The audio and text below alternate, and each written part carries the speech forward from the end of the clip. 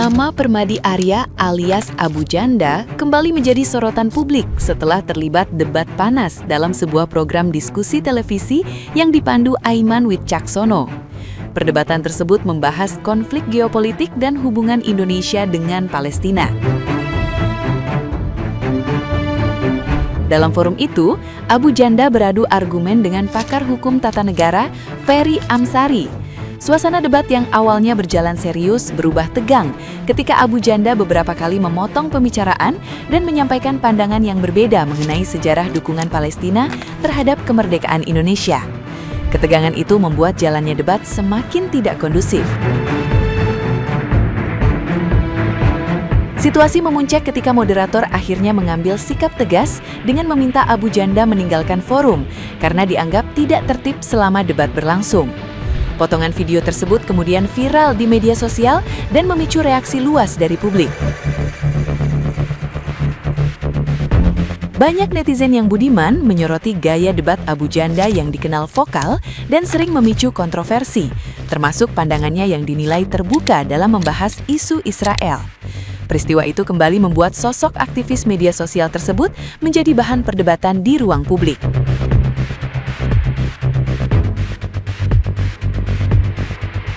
Nah, gimana nih menurut netizen yang terhormat? Silakan berkomentar ya. Pesan untuk Bang Aiman, Ainews. Kedepannya janganlah Bang manggil si Abu Janda lagi. Abu Janda ini kapasitasnya apa sih?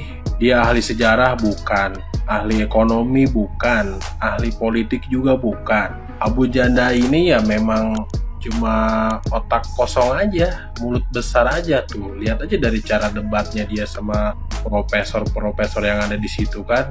Nggak pakai adab, nggak pakai ilmu, cuma pakai nafsu doang. Jadi Bang Aiman ini mau nyari sumber apa mau naikin rating iNews ya. Kalau kalian ketemu Abu Janda di jalan, apa yang kalian lakukan guys? Coba tulis di kolom komentar. Abu Janda benar-benar viral setelah tadi malam di program Rakyat Bersuara secara live di TV besusutan sahabat saya Aiman Wicaksono mengeluarkan pernyataan-pernyataan yang seharusnya tidak patut dikeluarkan, diucapkan dalam sebuah acara live televisi. Kita boleh membela apa yang kita yakini, tetapi tidak dengan menggunakan statement-statement yang barbar, brutal, dan jauh dari etika.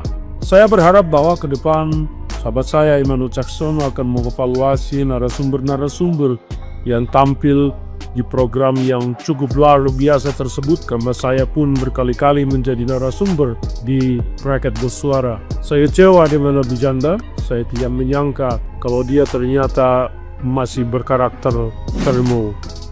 Pesan buat Abu Janda ya, bro, inget gua nggak? Dulu kita pernah main airsoft bareng loh. Kita juga temenan di Facebook. Oh, ini buat Denny Siregar juga ya. Dulu kita temenan di Facebook juga. Tapi semenjak lo berdua punya dapat banyak follower di Facebook, lo mulai berubah berdua nih. Khususnya Abu Janda. Dulu tuh orangnya asik. Gue setuju banget waktu lo menentang ISIS tuh. Gue setuju banget. Gue sering ngobrol sama lo melalui medsos. Tapi semenjak lo ke Israel, semuanya berubah men. Lo tiba-tiba jadi aneh kayak gini. Lo jadi pro Israel banget. Ada apa dengan lo men? Gue gak mau nuduh yang macem-macem lo dibayar atau enggak, ya karena gue gak ada buktinya. Tapi pasti lo berubah jauh semenjak lo punya banyak follower. Terutama setelah lo menjadi buzzer, walaupun lo berkilah lo bukan buzzer gitu. Sebenarnya ada apa sama lo sih men gitu. Kenapa lo berubah? Dulu lo gak kayak gini. Coba lo kembali ke sekitar 15 tahun yang lalu lah. Berubah lah ya, kembali lagi awal. Lo sekarang makin aneh men. Malu gue pernah jadi temen lo. Etika penyiaran tercoreng. Publik bukan tempatnya caci maki. Lembaga penyiaran menggunakan frekuensi publik sehingga setiap kata yang mengudara wajib tunduk pada standar moral dan hukum yang ketat. Penggunaan kata-kata kasar dalam acara talkshow oleh siapapun narasumbernya adalah bentuk pelanggaran fatal terhadap etika komunikasi massa. Mengapa ini berbahaya?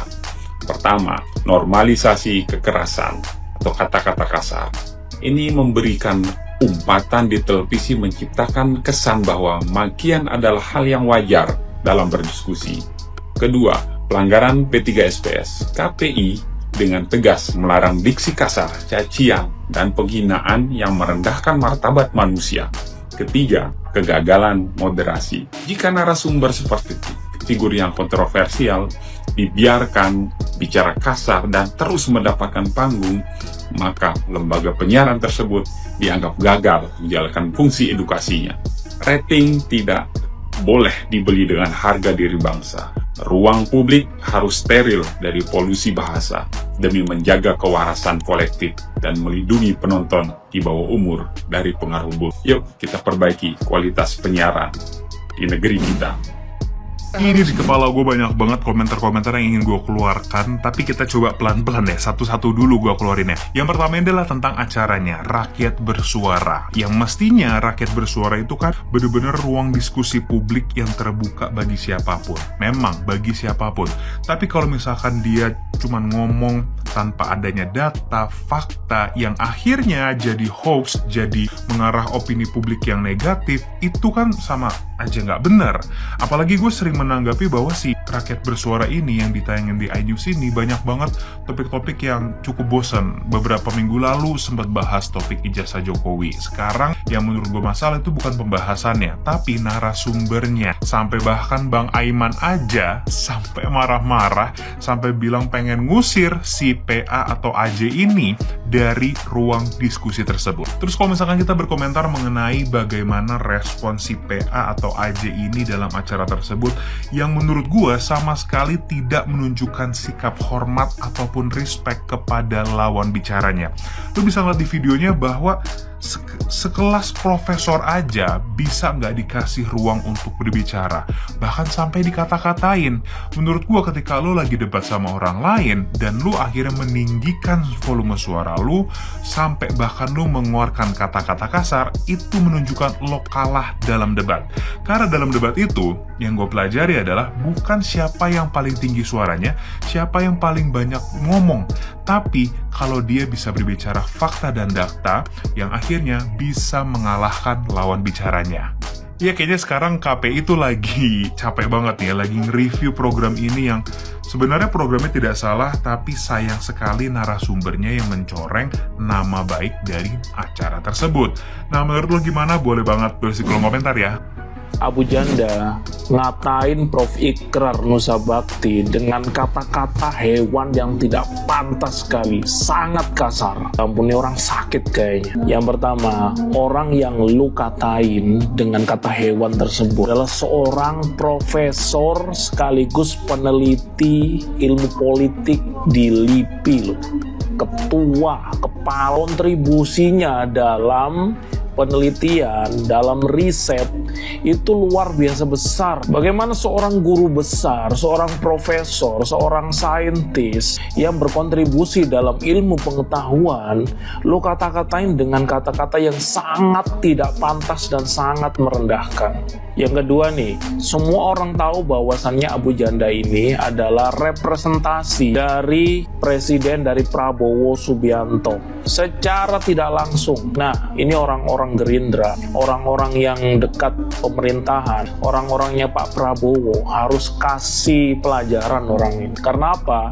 Karena dia ini dikenal afiliasinya dengan Bapak Presiden Prabowo Subianto. Nah, kalau dia mengatakan hal-hal yang tidak etis seperti itu di ruang publik, dilihat semua orang yang ada di Indonesia mengatakan seorang profesor dengan kata-kata yang kasar seperti itu, maka citra Prabowo akan digadaikan di sini.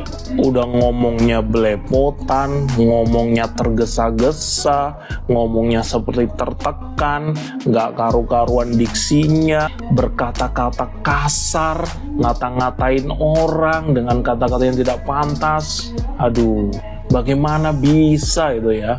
Aiman ini ngasih panggung orang seperti ini, sangat tidak berkualitas.